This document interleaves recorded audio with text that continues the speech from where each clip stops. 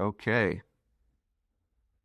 Everyone, welcome back to the Kinzer Mind and Body podcast. Today I have a very special guest, and I'm sure many of you already know who he is. I think our content is pretty overlapping, especially on the Instagram and social media algorithm space, but Profound Pondering. Good day. It's nice to be here first and foremost. I'm definitely a big fan of Kinzer's work. So honestly, just a pleasure to be here. And Profound Pondering, Yeah, you could be. I can call you Ian. I mean, these we get kind of repetitive just like saying that a bunch of times. So why don't you give a little maybe like background? So maybe like a two-part question, kind of like what got you into the sort of topics that you like talking about? And then secondly, what made you kind of want to bring the knowledge and the stuff that you were learning on social media? Like kind of what gave you that That's a incentive? great question. Okay, so I started Profound Pondering when I was 16. I was a junior in high school at the time, and I was like a big fan of philosophy and just like Alan Watts and all type of mindfulness, meditation, et cetera, et cetera. And I already had like a YouTube channel prior that I was working on with my friends, but it was a gaming channel. And I wanted to like make something distinct and on my own. And I had some thoughts in my head that I wanted to get out. Uh, so I created Profound Pondering, never really expecting it to be a sort of space like it is today, but it definitely just ended up growing into something uh, a lot bigger. What made me want to continue sharing, I guess, and what got me into the topics is pretty much that just identifying with this sort of mindful lifestyle, I think, which sort of gives me an opportunity to continue to uh, sort of commit myself to investing in learning and continuing to share with other people. Cool. That's all. And real quick, are you doing Profound Pondering sort of content work full time, or are you also doing something else? Currently, I just graduated from college, so I'm sort of in a period where I'm trying to continue to develop on what I currently have. Um, I just published a book, so that's a sort of a big focus for me right now, alongside what I'm doing with Profound Pondering, and then a couple other little smaller things that I'm doing. That's awesome. Yeah. So I know from experience in writing a book, it can be a little bit, it can feel like a lot, because you've got a lot of these sort of ideas and all these things you've probably learned over the years. And you're like, where do I sort of bring the focal point to? What's the most important thing that I want to tell people? So like, how did you kind of decide, I guess, the thesis of that book per se? Yeah. So I've been writing since I started Profound Pondering. In fact, I started writing before. Um, so writing has always just been something I've been interested in. And I never really was trying to be focused on what exactly I wanted to write for an audience, because I never really thought I was going to publish it or even do that. But it got to a point where I looked at all of the journals I had and all the writings, and I said, I definitely can collect this and sort of polish it and get it published. Um, That's awesome. So you already had sort of a collection of writings that you were looking to yeah, just sort of compound into yeah. a bigger For thing. sure. What I do mainly in my free time, if I don't have anything to do, I'll just write something, because I don't know, I feel like it's better than doing nothing. One, and I don't know, whenever I do anything like make videos or write, it's like I get more insight into myself without even knowing it. Like oftentimes what I'm writing is not even things I've thought about before I even started. So like it emerges itself.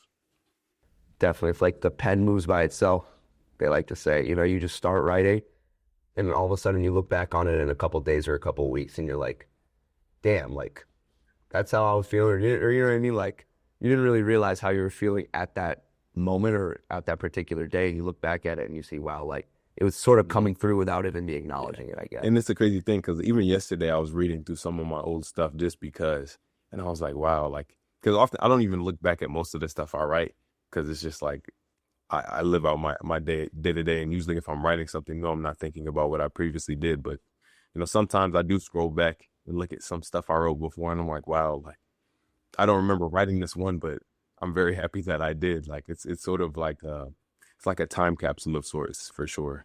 Yeah, 100%. I think I relate to that as well. Like when obviously I've had my social media for a while as well, and you look back, and I'm sure you get this as well. Someone might stumble upon your content that you made a year or 2 years ago, and you kind of have like a spectrum of existence, or your ideas have a spectrum of existence, and people could find you sort of where they're at and match that with your sort of content timeline, you know? So someone could find one of your videos from like 2 years ago. And even though you may have developed past those ideas that you were expressing, you know, they still relate with the version of yourself from 2 years ago. Yeah, that was sort of like at first it was like a disheartening feeling for me because I was like, wow, like a lot of the old stuff like used to get so much more traction than like the current stuff. So I was like, wow, like was I more on it back then than I am now? But I think that's sort of just an illusion that we sort of play in our head, especially when it comes to like just being on social media in general. Um, yeah, I think it's really easy to identify with some of our older pieces, but I think it's a lot more liberating to sort of try to be as present as you can with whatever work you're putting out. I think that's sort of like the key that I found. One, creating things that I feel like are authentic to me and continuing to grow along with the work for sure. Yeah, definitely. Like from a creative aspect, it's like what you make for yourself, I think, and when you make what you want to make, you're a greater service, I think, to your audience, you know, because when you're trying to assume what they want from you, it just gets all tangled up, I think. Absolutely. Because you never really know exactly what they want from you, you know? And I think, especially in the niche that we're in, you'll just never know exactly what's going to click, what's going to work every single time. Um, I think, and especially just considering like we're trying to give people a better outlook, I would say, is the general gist. We have to have a good outlook ourselves that sort of allows us to be free enough to express ourselves without worrying about how we're going to be received every single second. Absolutely. I think we fall into like this weird space of our creativity and our content that we put out is almost dependent on our inner journey, you know? So it's always going to be a reflection and especially, you know, we're both on the younger side as we move through life. It's almost we're taking people with us and we have to stay open to, you know, that change and they can change alongside of us as well. Absolutely. I kind of have a question for you, given that talking point. Do you ever feel like there's a pressure for you to continually grow? I can just leave it there. I think there's two different sorts of pressures, and I think you could relate to this as well. Yeah, of course, the pressure to grow and the pressure to sort of continually, I guess, expand and move through different topics. I think maybe, I don't know if you feel this, sometimes I forget to go back to certain topics. You know, for example, like I cover a lot of overthinking. And even though 2 years ago I was much deeper in that space and creating writings and guidance in that sort of area, now I don't lean into it as much. But people may still want that, and people may want an even fresher, more up-to-date perspective. And I'm curious if you're like this as well.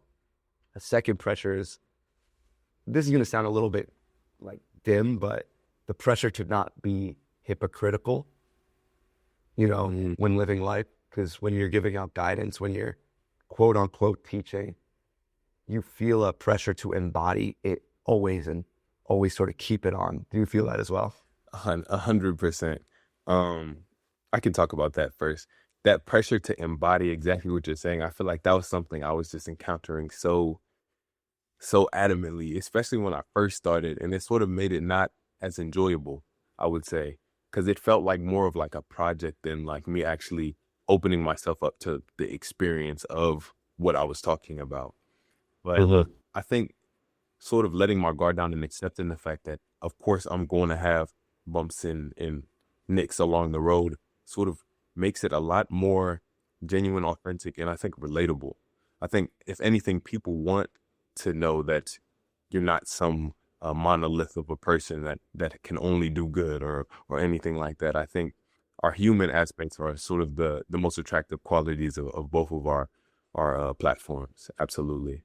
And then in talking about like the need to grow, yeah, I mean, it's still something I'm necessarily working with, but I think naturally I just want to grow on my own. It's not necessarily in reference to just like what I'm doing, but it's definitely an aspect of it. Yeah. And something I've noticed is in terms of the pressure to grow, it's weird. Sometimes when you put less emphasis on the growth and you sort of go and live your life and sort of just come back, with that free flowing wisdom instead of that forced sort of always head down trying to learn wisdom. Sometimes the growth just happens on its own as a result of just living and being more free. 100%. I think growth can happen in a lot of different ways. I always say like there's a million ways to the top of the mountain. I think there's intentional growth, and I think we as people just via our experience are just inclined to grow via whatever we're doing. That said, I think there are definitely ways to sort of assist both. Like, I think the more present we are with those experiences, the more apt we are to actually grow from them. And in the same way, the more present we are while actually like attempting and working on ourselves, the more we open ourselves up to more change. Absolutely. Definitely. And so piggybacking off of that, what have your experiences been, especially recently with staying present? Because I know a lot of people probably have questions about that, and a lot of people are always asking and dealing with that. What is your sort of go-to? I don't know if it's meditation or if it's just a mental practice. Like, how do you stay present? It's a great question. I think being present is sort of like a muscle that you continue to exercise and flex. I would say initially, when I felt like I was very much in my head and overthinking, I think meditation was one of the biggest helpers. I was just in period, this was during like COVID time, so it was quarantine. I had nothing to do. But I used to meditate for like 3 hours and just do a bunch of guided meditations, just do all of that. And that gave me a chance to sort of look at my thoughts. And I didn't necessarily know what presence meant back then, but that gave me what I needed to do to actually understand what it meant. I would say the practice now is sort of recognizing that you don't have to think all the time. I know that's pretty much easier said than done, but I think sometimes we allow ourselves to think thoughts so much that we really have nothing to think of but thoughts. And to me, that doesn't seem worthwhile after it gets to a point. Like I think sometimes we're trying to solve things in the real world just in our head when the solution is sort of in front of our eyes and we have to be there to sort of experience it. I would just say anything like that, just anything that brings you to a greater feeling of yourself, I think is what presence is to me. I think there are so many ways to do it, not just meditation. I think it could be art for people, working out, watching their favorite show, doing anything pretty much can bring you to a present. It really just depends on who you are as a person. Right. It's like, don't be afraid to lose yourself in certain activities or passions. Don't lose yourself in thought, but don't be afraid to lose yourself in those things, because if you can lose yourself in those things, sometimes when you forget to think, you forget to think about yourself doing the thing. Maybe that's a better representation of who you are, because you're just flowing, you're just existing and expressing yourself naturally. I would 100% agree. I think who we are is more easily expressed than it is thought. I think we learn a lot more about who we are in our actions than we do in our thoughts about them. And when you were doing those guided meditations, did you have like, I remember the last guest I had on, they were mentioning like Joe Dispenza, or like, do you have any sort of, not inspirations, but people that you just liked to tap into, especially when you were in that sort of phase? Because I remember COVID, I was meditating a bunch too. I mean, there was nothing else to do. So you're like, let me get to the root of doing this. Yeah. I get. I would say the main guided meditations that I did were, if I had to name a person, were Alan Watts. Like that was just a big tell for me, because there was just a period in my life where I felt like I wasn't necessarily mentally, like I used to just overthink too much. And I feel like I didn't have a lot of control over my own mental processes. And then I heard like an Alan Watts video when I was super young, and I had came back to it. And then I sort of got like obsessed.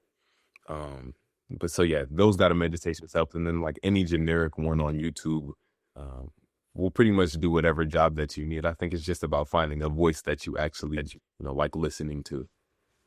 Yeah, 100%. It feels almost like a lot of times it's a lot of different teachers saying a very similar message.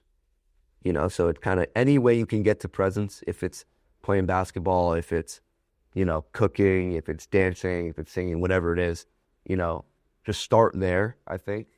Like we were just mentioning, like get to a point where you can experience presence first in an activity, and then maybe slowly dwindle out of the activity and try to come back to the root of presence. Yeah, I love Alan Watts as well. I think, and literally in the last episode, mentioned his quote that something about humans take seriously what the gods made for fun. I don't know, some quote like that. But I love his like lighthearted approach Yeah. and Yeah. sort of lightening the analytical mind. You know, coming back to that childlike, wonder and playfulness in a way. I think. I think that's sort of the key to a lot of things.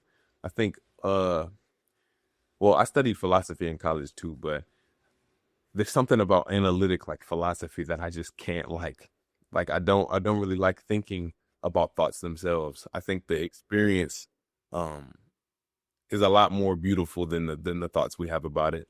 Uh so I think yeah, it is going back to that childlike self and not really trying to label and figure everything out, but sort of allow it to be as it is, sort of looking at the answer that's already present. And I think once you accept that for what it is, it just gets so much easier to navigate what you currently have on your plate.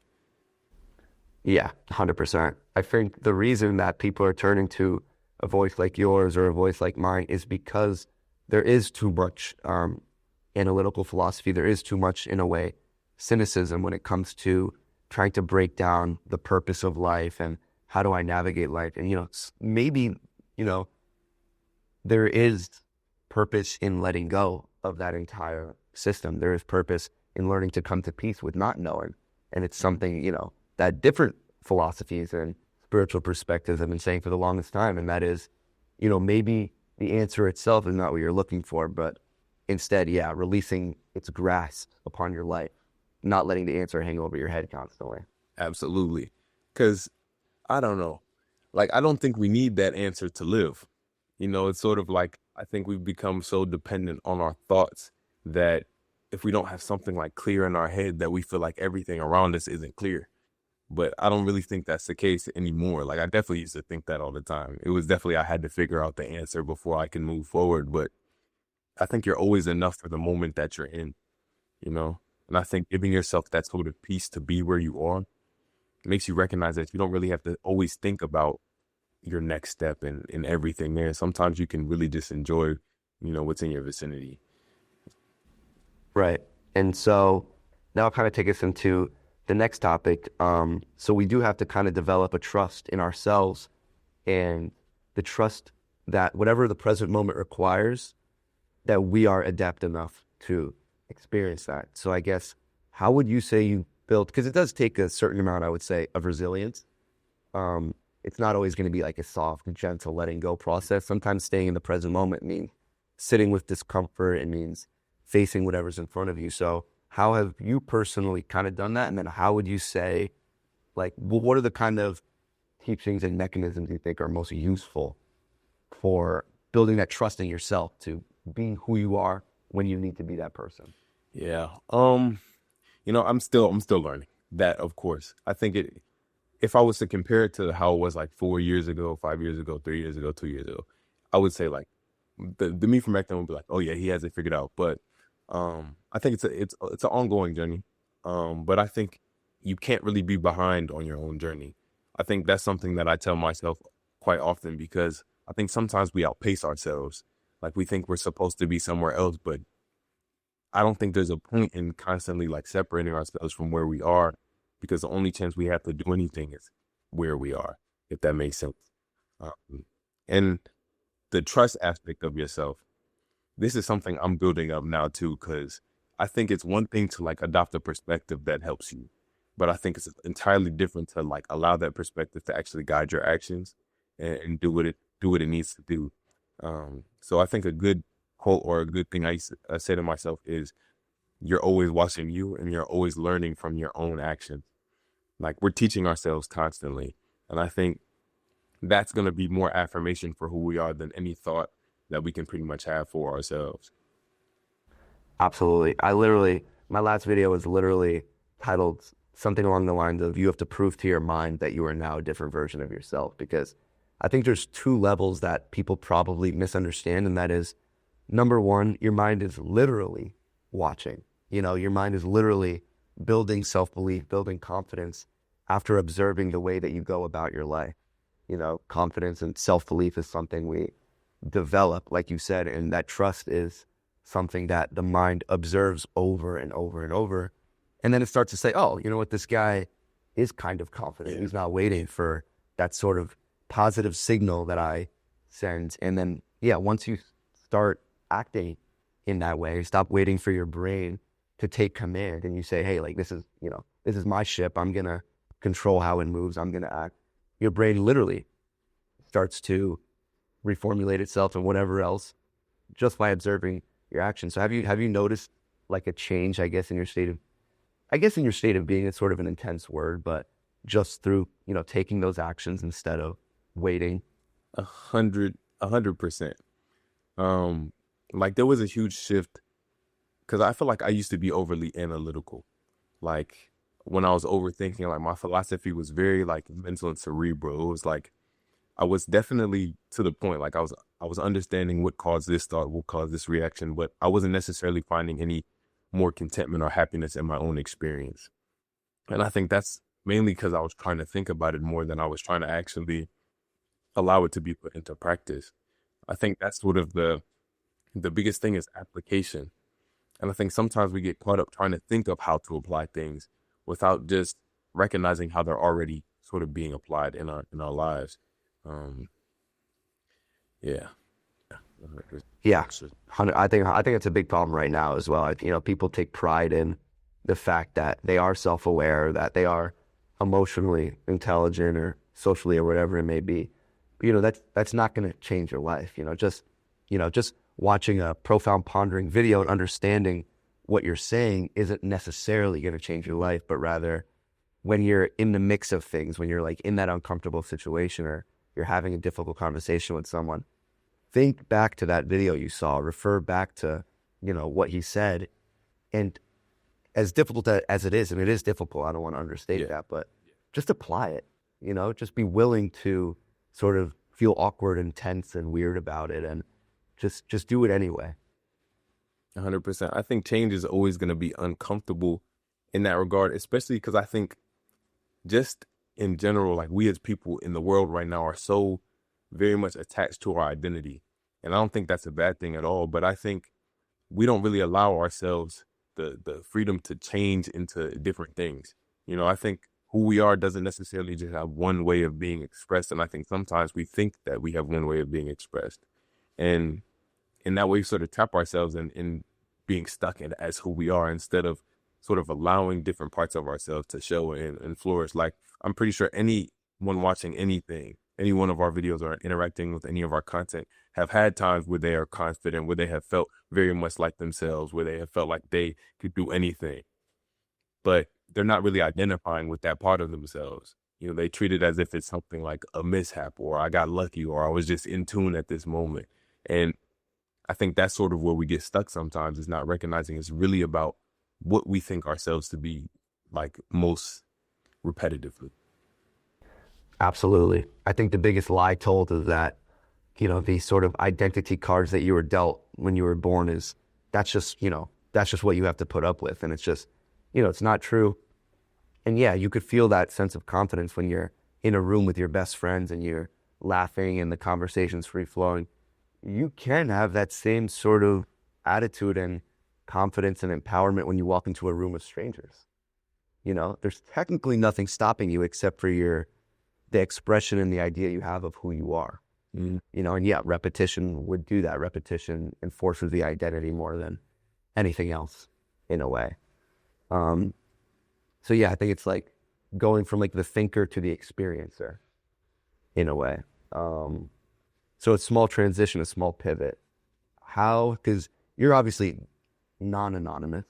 I am somewhat anonymous. Right. And if you're watching on YouTube, he is a tree, sitting on a couch with a microphone.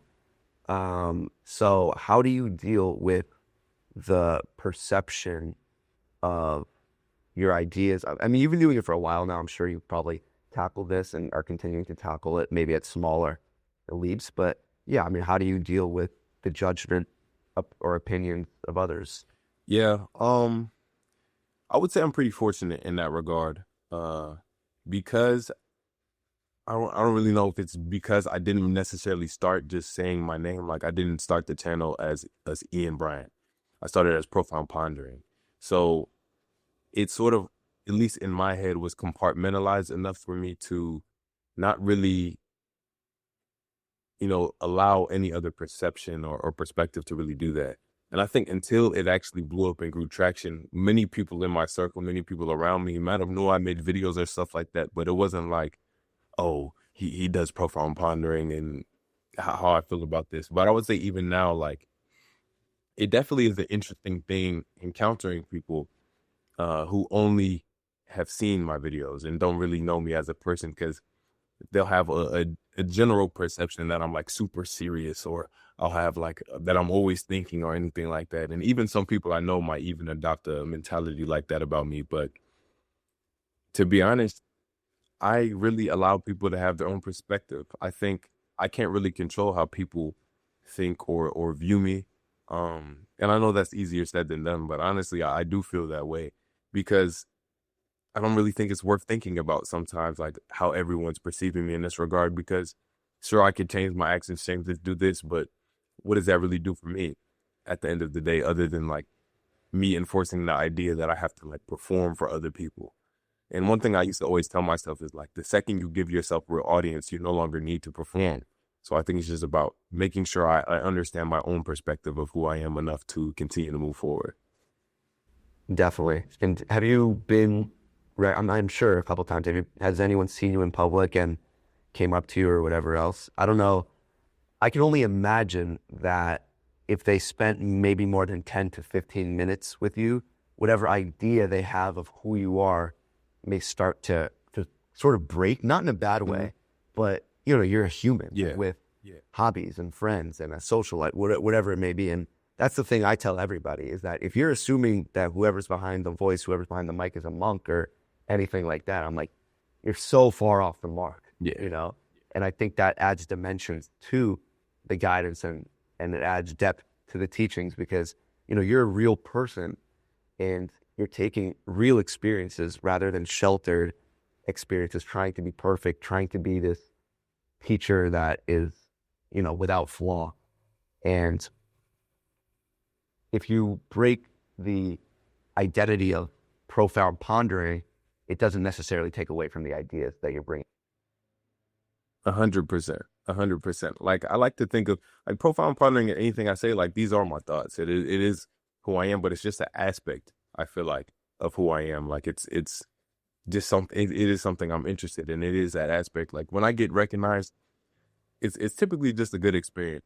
Like, I think I'm fortunate enough, and I think if you were ever not anonymous, you would recognize that anyone who interacts with the content that we put out is typically somebody who's going to have a typical positive energy about what you do, and it's never really felt negative. Like, I wouldn't say I've had a overly negative experience with anybody who's recognized me or even mainly interacted with my content. I think most people understand, at the very least, that I am a person, or if they don't view me as like a person like that, they just respect what I do. So yeah. Right. Yeah. That's, yeah, it's interesting. I mean, how long have you been doing YouTube again? For 6 years? Yeah, 6 years now. Wow, that's crazy. Yeah, you've been doing it a lot longer and you started on YouTube, right? YouTube was your main thing for the longest time.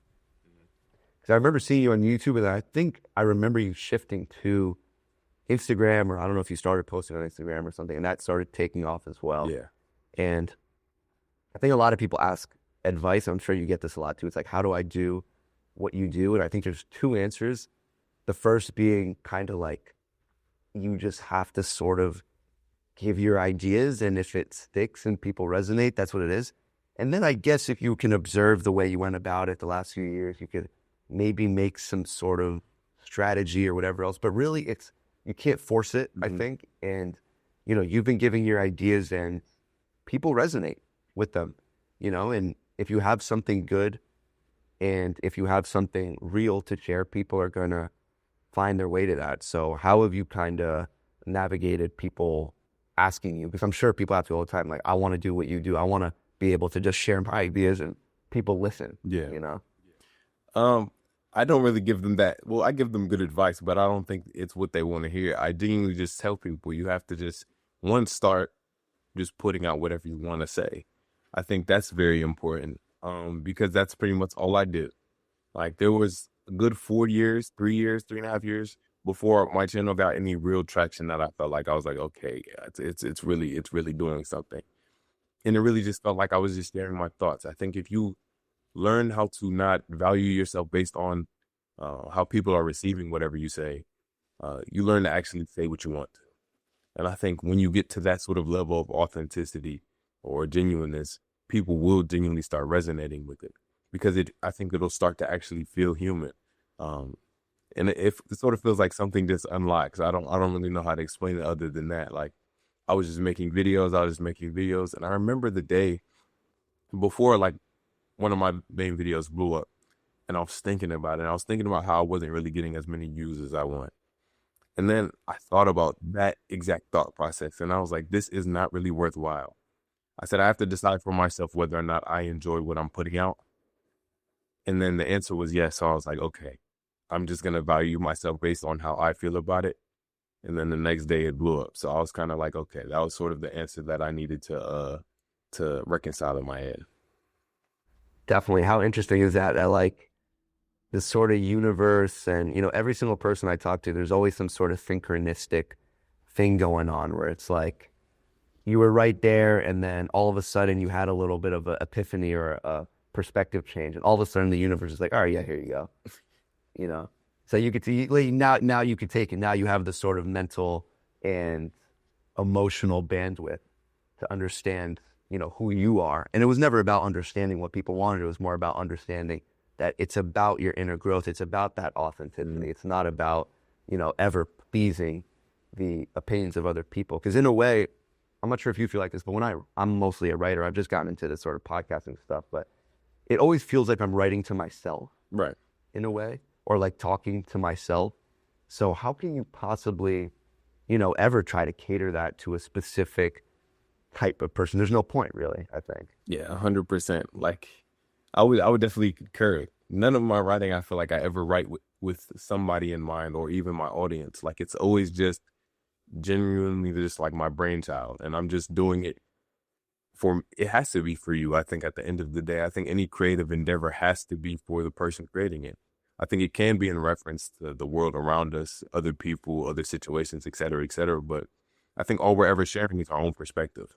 And I think the second we try to sort of tune it to somebody else's viewpoint, we're sort of losing a lot because we can't really understand someone's entire perspective like that. And I think in sort of living in that in-between space, we often fail, like trying to appease what they think when we don't really know what they think at the end of the day. Absolutely. And that's the mistake people make. They think because I'm so self-aware, because I know myself so well, I know what they're going to think of me. And it's like, no, like you can say nothing and they may think something completely like ridiculous of you. It's kind of, jumping ahead and trying to, you could put yourself in others' shoes emotionally, but you can't do it sort of psychologically. Yeah. I think 100%. Right? I think empathy is a lot different than understanding someone's actual perspective and how exactly they're going to see something. Like that's the biggest thing I think many people struggle with is listening to their perspective of other people's perspective, And I think we get so caught up in that. I think that's like whenever I had to present or do any speaking role opportunities, anything like that, that's something I used to go over in my head a lot is that I have no idea what these people are thinking. And I think accepting that we don't know sometimes is a liberating thing because it actually allows us to be open to like exactly how they feel by either talking to them or experiencing. And I think that's really the only way we can ever truly get to know. Exactly. Exposure over assumptions, 100%.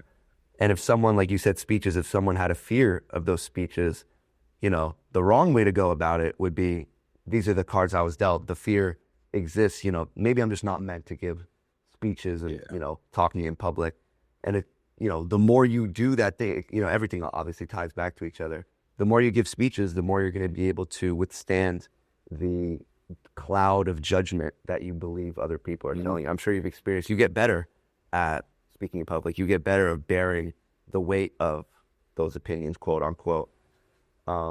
So, okay, so yeah, so let's pivot now into a slightly different topic, because I know probably our audiences are curious about maybe some of the things we don't normally talk about. So what has your experience been, I guess, I don't want to say spiritually, but like in the meditating, in all these things, like where have you found yourself leaning? I'm assuming kind of relatively open-minded, but I guess right now, what is your sort of leading perspective? And yeah, in that way.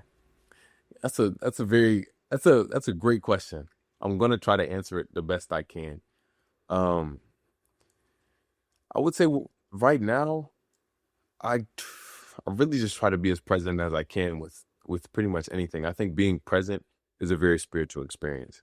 I think it's giving yourself an opportunity to sort of be the life instead of trying to see it, if that makes sense. And that's sort of my biggest practice right now, like getting out of my own head so I can actually be in the world, I think. I don't necessarily have any very like distinct guiding thoughts or ideas, because I think at least the way I am right now, like I try to identify more with my like awareness than my thoughts. And that has brought me like to so many different levels of the experience, because I think our thoughts only can capture so much, you know. And I think sometimes we take too much pride in what we think, to the extent of not really allowing ourselves to find new things. Like I always talk about this sometimes in videos about like what brings somebody happiness and what people find beautiful in the world. Like I could find a tree I look out outside beautiful and somebody else could not, you know, but I think regardless, both of us could recognize that there is beauty in the tree, you know, and I think it's just about how much we allow our perspective to accommodate that beauty. You know, I think, and when we're listening to other people and their perspectives, we sort of have an opportunity to look at the world in a way that might actually allow more beauty. And I think it's just about us not taking so much pride in what we think to not really accept that. I love that. Yeah. I think something that stood out, as you said, coming back into awareness, and that's such an important thing, because I think when I think of awareness, I think openness. Hmm. And when I think of awareness, I think, you know, being willing exactly to experience that said beauty, and not necessarily putting a limitation on where that beauty may exist. So, you know, you may find it in, you know, you're filling up your car with gas and you're talking to a gas station worker, or you're at a ballet or a football game. You know, it doesn't matter if you can find yourself in that awareness and just say, yes, let me cultivate presence here. And also, you know, what is being shown to me? What beauty is being shown to me? Where can I find it? I think that becomes a sort of interesting game as well, where you're like, you know, because sometimes I've felt in my life is my expectations have let me down a lot. You know, I've went to like a Buddhist retreat and I've expected to find and experience something. And little do I know, a couple weeks later, I'm at a Wendy's or something, and I'm experiencing the very thing I was looking for, laughing with friends or whatever else. You know what I mean? It's very, light can be very paradoxical and ironic in a way. 100%. It's almost like, okay, it's almost like when we're searching, that's all we can do. I think finding is a lot different than searching, you know, and I think it takes us being aware, really identifying with that awareness and being present enough to find. I think if we're searching, we're seeking, but if we're finding, we're just seeing what's already there. And that's something, again, I tell myself, because I think it's so easy for us to search for certain answers. And like I have the same thing. Like there have been times where I was like searching for experiences. Like I wanted to have like a spiritual experience here, or do this here, do this there.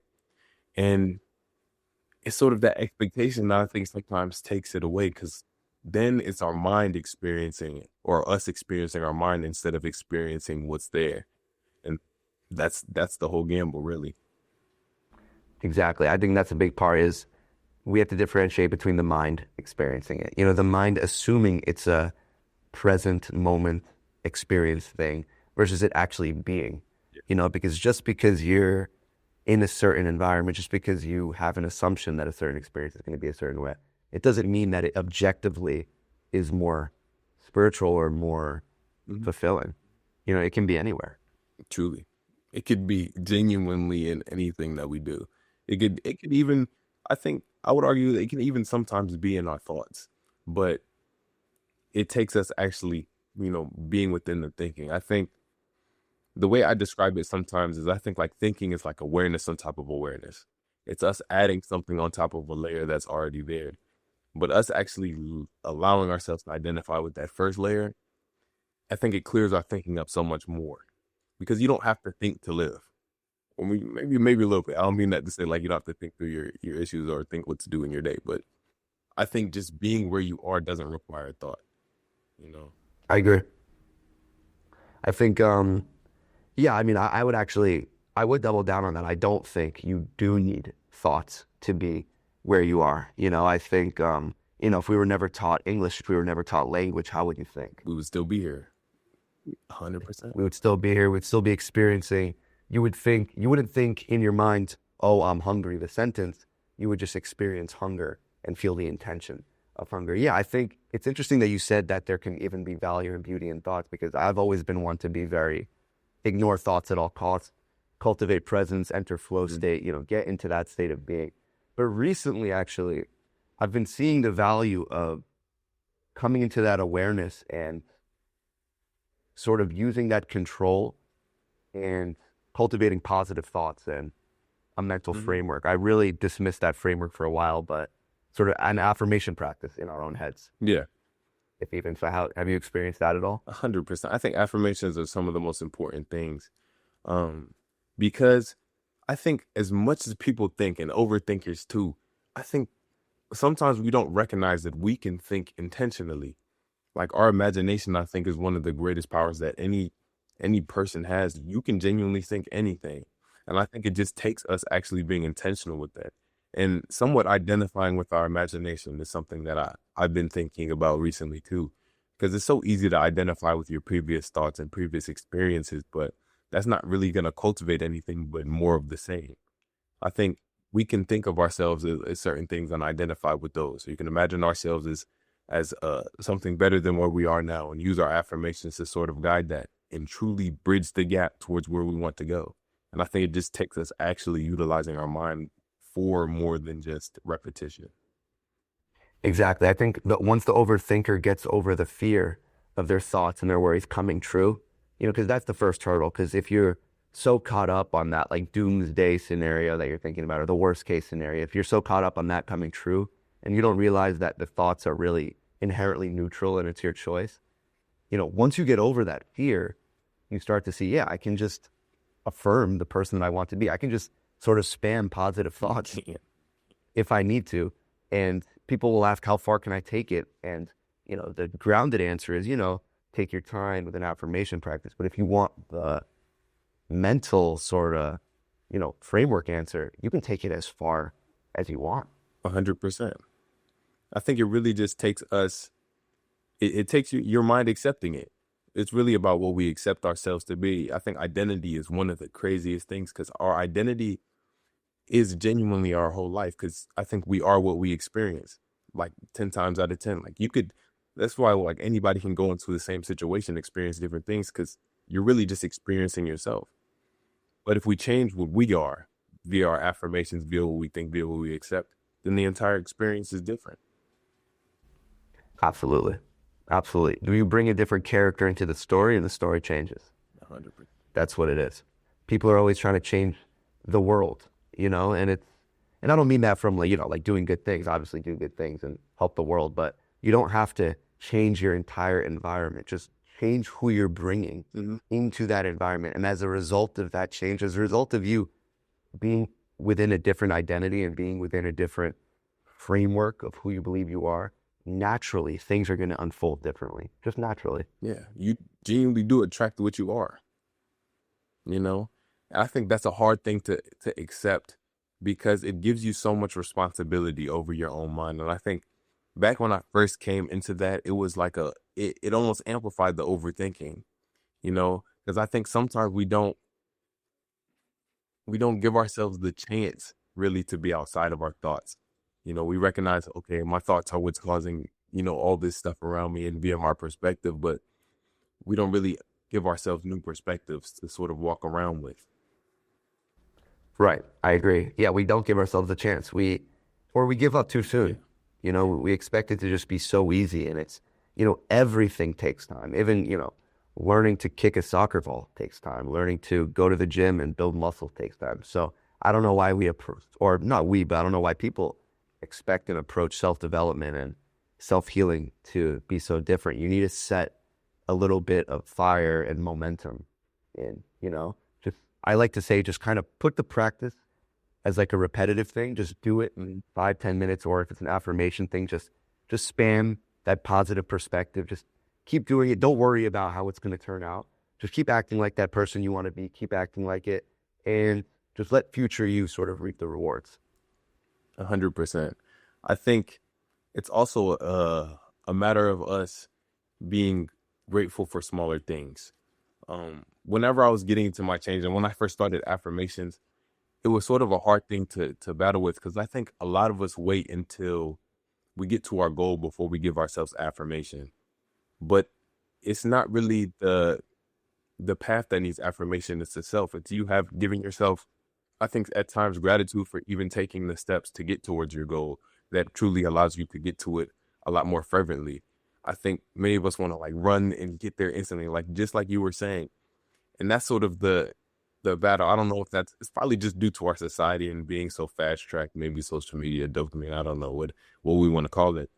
But change really does take time. It does. But I think we're always changing in that same regard. I think it's just about being appreciative of the small incremental changes that lead us to exactly where we're supposed to be. Yeah, definitely. I think you can imagine that version of yourself, and at the same time, I guess, romanticize this version of you, because this version of you is the one that took the step. So even though that version of you that you're imagining may have that state of being or emotional state that you're looking for, I would be willing to bet that future you is looking back at this version of you and saying like, damn, like, thank God for him, because he's the one that actually took the step. He's the one that went through all that discomfort and stuff. It feels pretty easy now. Yeah, you have to be the one to do it. You have to be the one to do it, through and throughout, 100%. I like to say that, changing our identity sort of is the rescue mission. That we have to recognize that everything you do inside of yourself, whether it's going above and observing your thoughts, whether it's allowing yourself to process difficult emotion, that is saving yourself. Because I think people we say save yourself a lot, and that no one is coming to save you. I think, and it's said in this space a lot, and a lot of people can be confused by it. Like, what do you mean? And it's the very thing that we're talking about, that very tedious, repeated affirmation practice. It's that boring 10-minute meditation. It's that going out of your comfort zone. It's all these little things that are just so annoying, kind of. That word, I don't know if that's the right word, but it's, it's all these little things that we don't really want to do. But 3 months from now, if we do it every day, our entire life might change and we won't even realize. 100%. Desires and doing things that we want to do is it's a slippery slope, because I think, like, okay, I read a book called, I think this is in Becoming Supernatural by Joe Dispenza. It talks about how we get addicted to our ways of being. And sometimes we have to think about how us not wanting to do the thing that actually leads to our change can be reflective of us being addicted to who we currently are. And it genuinely takes us getting out of that identity. And again, going back to that, showing yourself who you are. You sort of have to show yourself a sort of new experience sometimes in order to experience new things. Absolutely. And I think people, the one thing I would say is, if you knew it would work, how fast would you start? How bad would you start getting into this sort of practice? And spoiler alert, it does work. The brain, from that book, Joe Dispenza, we've seen like brain scans of people who have like overcome, injuries and whatever else. And it's the power of the mind is like incomprehensible. So I would say, if maybe people, whoever's listening at home, if you were to like write one thing in your notebook, right? If you knew it worked, how quickly would you, and how eager would you start doing everything that we're talking about? Because obviously we make content about this stuff. We know it works. We know that you can change your identity. We know that you can observe your thoughts. We know all this stuff. And I think if I can bring myself back to me 4 years ago or whatever it was, I think it's really, you just don't know if it actually worked, Mhm. you know? So how, if you could bring yourself back to that sort of you from many years ago, where do you think that sort of wall was? Was it in you didn't know it works, or was it just a lack of information? What do you think it was? That's a great question. That's a great question. I think the wall, like it's easy to say. I think the wall really is just who you think you are. And also just what you think you can think, if that makes sense. I think sometimes we keep our mind in such a box with um what we think is actually possible for ourselves and our capability. And I think a lot of things are more easily shown to us than they are just thought and accepted. I think sometimes it's hard for our brain to genuinely just be like, okay, it's possible, I'm gonna do it. But I think once we get into the actual doing, just being proven, like I'm pretty sure you've had experiences, but being proved via your experience is a whole nother rewrite for your brain. It's an entirely different thing. And I think that's why we need to not really identify just with our thoughts, but actually get into the doing of it. Cause that's really where everything is.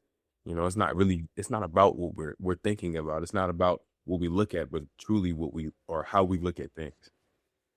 Yeah, definitely. It's those actions. Again, it comes back to, how you're moving in life. What are you doing to show your brain? And I think it's hard because I think a lot of people, it's discomfort, right? Like that's what we don't Mhm. want to go through. We don't want to go through being judged. We don't want to go through feeling like we're faking it, maybe. Yeah. We don't want to go through all these things. And I think it's important to recognize that that's actually all you have to do. All you have to do is actually sit through the discomfort Mhm. of while you're implementing these positive practices. And yeah, it's going to feel like shit, but it's that's really all you have to do. If you can bear the discomfort of change, it will happen. It's guaranteed. And our mind learns from this. Our mind, I always give the example of someone who never leaves their home versus someone who backpacks the entire world, and their tolerance for anxieties are going to be completely different Yeah. because we have to grow a tolerance to life and to those experiences that you were talking about. We have to be willing and open enough and resilient enough to sit through the discomfort of being the person that we want to be in those unfamiliar environments. 100%. I think it's really about our feeling of safety in who we are. And I think that's a hard thing to cultivate, of course, but it's one of the most important things I think anyone can cultivate. It's sort of us recognizing that if I can go back to the idea that you really are just experiencing yourself. Like we could talk about so many things outside of us, our circumstances, our environment, our parents, our whatever narrative we want to allow ourselves to be attached to. But at the end of the day, you're experiencing you. If we want to have any safety or comfort, it has to be born via ourselves. And I think once we have a foundation within ourselves, the self genuinely does become a foundation we can stand upon. And then whatever we want to build on top of it becomes something better. Like I have so many things I want to change and develop into, but at the very baseline, I love myself and appreciate myself for what I currently am. And that makes it so much easier to actually move forward with it because it's not about me trying to grasp for anything, but actually allowing things to sort of be established. Exactly. And yeah, exactly. You trust yourself, and you don't trust the quote unquote self, Mhm. but you chose the awareness of you Yes, that chose to be that self. 100%. That's a hard thing to grasp, honestly, and it's a little bit, complex. But for those listening, it's not necessarily the character that you're playing; it's the choice that you made to play that character. 100%. I think you put that very well. Just like the identifying with the part of you that wants to actually go through that change, I think is that important aspect because that's a real thing. That's a real part of us, I think. And I think sometimes we ignore that because we want to stay in that sort of comfort. Comfort is sort of one of the most crippling things I think any of us can experience. And I don't think it's bad to necessarily stay in the same place or anything like that. I think to each his own, of course. But for those people who do desire change, you have to be okay to change. Like you have to sort of jump into the unknown. I think you can't know anything without at first not knowing. learn how to swim, Yeah. Yeah. you know? So I think, yeah, for some people, it's, you know, creating not distance from your parents or your friends or whatever, your family. It's just proving to yourself that you're capable of, you know, walking alone. You know, maybe you don't need all of these comforts and sort of safety nets around you. Like, how empowered and confident would you feel if you went into somewhere alone and, you know, not, I don't want to say conquered that space, but you did everything you wanted to and you did it alone. You did it without that safety net and that comfort. And it's always possible. I think anything we can imagine ourselves to do, we can do. And one quote that I adopted very early on is to know it's humanly possible means you too can do it. Just giving yourself that idea that, you know, I think some people get caught in identity like, oh, that they could do that because that's them and I'm me. But I think that's sort of a way of thinking that keeps us stuck because who we are can always be like I said, so many different things. I think it just takes us being aware that we actually can be those things. Like, I'm pretty sure you're a lot more confident than you were maybe 6, 7 years ago. It wasn't like you couldn't be confident back then. You just might not have been aware that you could. It just takes us actually experiencing that sometimes.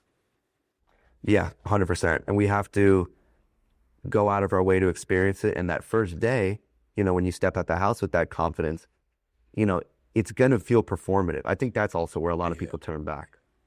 Yeah, but I think that's an illusion too sometimes. Like I was going to talk about that too with like the idea of like faking who we are, et cetera, et cetera. I think who we are is already a commitment we make.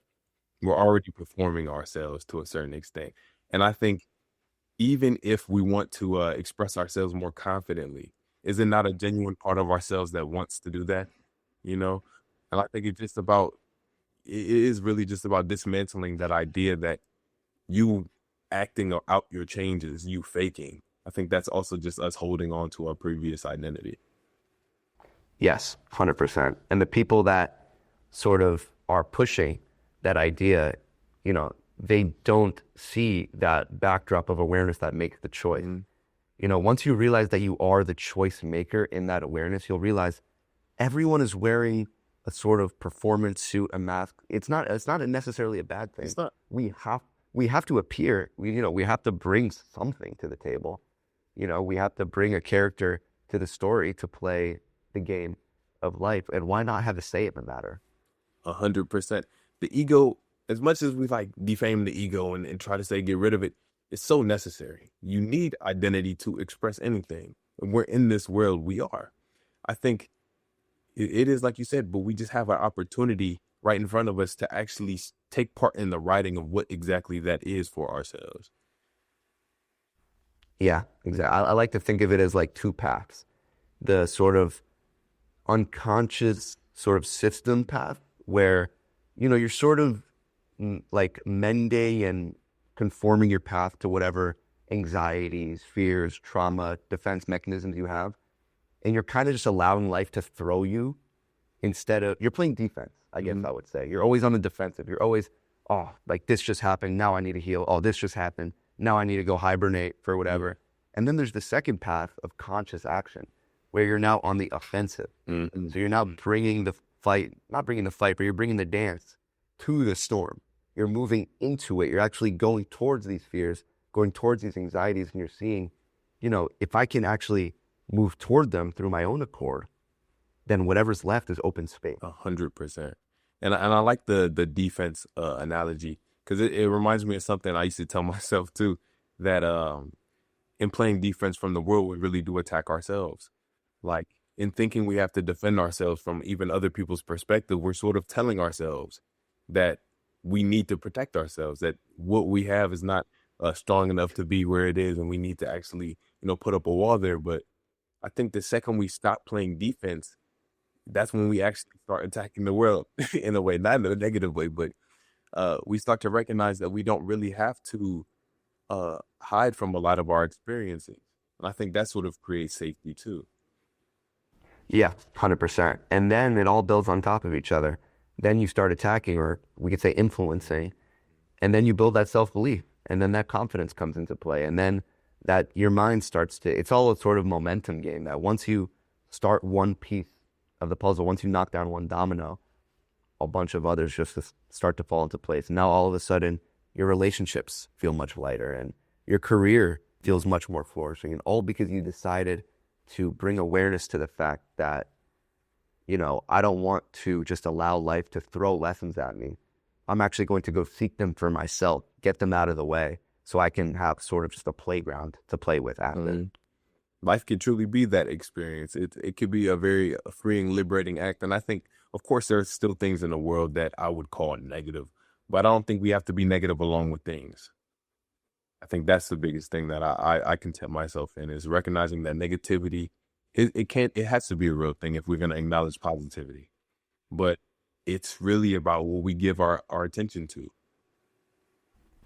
100%. It's, you know, I think people underestimate how much of them being in a good state of being can actually help the world and the people around them, you know, just by emotionally freeing yourself, just by becoming a better and more at peace version of yourself. You know, maybe you can actually deeply help a few people, and that could be extremely meaningful. You know, I think a lot of times we want to help the world, but if we can just focus on maybe just genuinely helping ourselves, and as a result of that, you know, our energy will be sort of projected onto the people that we encounter. Our friends may, you know, get sort of intoxicated on our positive energy, and, you know, you might have now a little bit of room and space for your parents or your family. You know, you have space now for other people because you went through that stuff yourself. And it's important to sort of grant that space, I think. Like, I don't know. I think that's sort of one of the most beautiful parts of the experience, is the fact that you have the opportunity to sort of liberate yourself from your own mind, from your own thoughts. It just takes you actually recognizing that you do have a subtle power to do so. I think a lot of people just feel powerless against their own mind, but it's your mind. Like, I think we have to just recognize we always are pulling some sort of strings. Yes, I 100% agree. I actually think that we can feel empowered in the fact that it's only within us. You know, you only have to overcome yourself. You only have to overcome what's going on inside of you. You know, all that other stuff that comes about, you know, you'll cross that bridge when you get there. If it's not in your control, there's absolutely nothing you can do. But if it's inside of you, there's absolutely a million things that you can do. You can, you know, you can overcome your thoughts. You can build a sort of desensitization, I guess, to those thoughts, and you can allow space for those emotions. And as long as the quote unquote battle is within you, it's very tame, because I think a lot of times we think people can see the battle. We think people can see what we're going through and stuff. And it's actually, you know, they don't really. They just see another guy or another person just walking down the street. So we have to be, you know, very non-concerned with what's going on around and out of our control, and very attentive to what's going on inside and what we actually can change inside of ourselves. 100%. I think it's sort of it's like a battle of being more involved than attached to certain things. I think you can sort of breed a certain intimacy with the life that you live in so many different aspects, so many different things. Like, I often just talk about, like, as an example, like, you could genuinely look outside and see any plant, animal, etc., anything outside, and you can decide to derive some happiness from the fact that you can be able to see something like that. And you can, and it's within our minds, within our potential and capability to derive so much from so little. And I think it just takes us being willing to do that and accepting of it too. Because I think it's somewhat hard when we're looking at grand scales and grand things, like, oh yeah, I could look at this thing as beautiful, but I think we allow our gratitudes to live in reference to each other. When you allow your gratitude to stand alone, that's when you can truly be grateful for anything. Because it won't matter, like, okay, I could be grateful for that tree outside, but I could also be grateful for some other beautiful nature park that I haven't seen yet. You know, it's really just about appreciating things for what they are and not really allowing them to live in reference to each other. Right. Have you ever experienced a sort of, I think I've heard this from other people, where you almost feel like your gratitude sometimes, well, I'll think for myself, sometimes I feel at first, when you first begin to express gratitude, it may feel slightly inauthentic. but only because you're not used to actually expressing your gratitude. So like 5 years ago, maybe when I saw a flower and expressing my gratitude may have felt weird, but the more I do it and the more I sort of open myself, and you could even say my heart, to expressing my gratitude to this flower, it starts to be, you actually do start to feel that emotion of gratitude more. Have you felt that? 100%. It's also a muscle that I think any one of our emotions is like a muscle that's flexed. You give more and more attention to your sadness, the more sad you're going to feel naturally. I think with our gratitude and appreciation, it's the exact same way. The more you open yourself up to being appreciative and grateful, the more you're just going to naturally see things to be appreciative and grateful for, even if those things are within you. 100%. And okay, so I guess the last question, we'll wrap it up now. What do you sort of think is one thing that is missing, maybe I think most of our audience is probably young adults. So what do you think is the kind of missing link that a lot of people can implement now practically? I think self-love is one of the most beautiful things you can implement. I think I tell myself very often that self-love has no condition. I like to think of self-love as sort of a acceptance. I think you can't really love yourself unless you accept yourself for what you are. And that doesn't necessarily mean that you have to be some type of good, great thing. It just means you have to accept yourself for where you are. And I think that is sort of the missing piece sometimes. I think since sometimes we never really look at ourselves, we never really heal it, because we can't heal what we don't acknowledge. But the second we accept ourselves and say to ourselves, at the very least, I love myself for just being here, we get so much more liberty to actually begin to change and transform ourselves into something so much better. 100%. And it's not bad to acknowledge that sort of darkness or, trauma, whatever it is that you're going through. Everyone has something. Yes. And, and no matter how dark you think that experience is, there's people who are going through things that are very similar, and self-love exactly isn't on the condition of a sort of metric and a sort of rule-based system. It's the human condition to experience self-love as something that is non-negotiable of other things, 100%.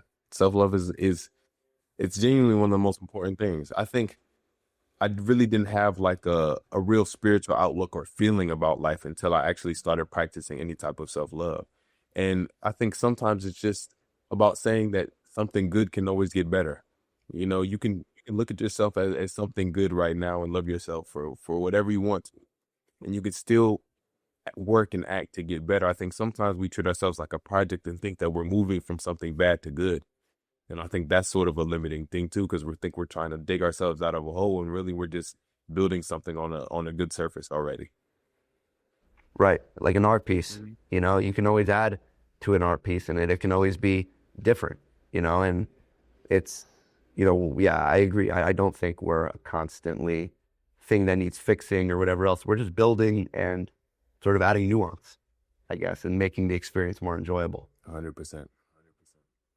But yeah, for those of you listening, Ian, do you want to give a sort of, I don't know, shout out? Where can people find? I mean, we're going to be, I think, collaborators on this. Yeah. Thing, but... I give a spill.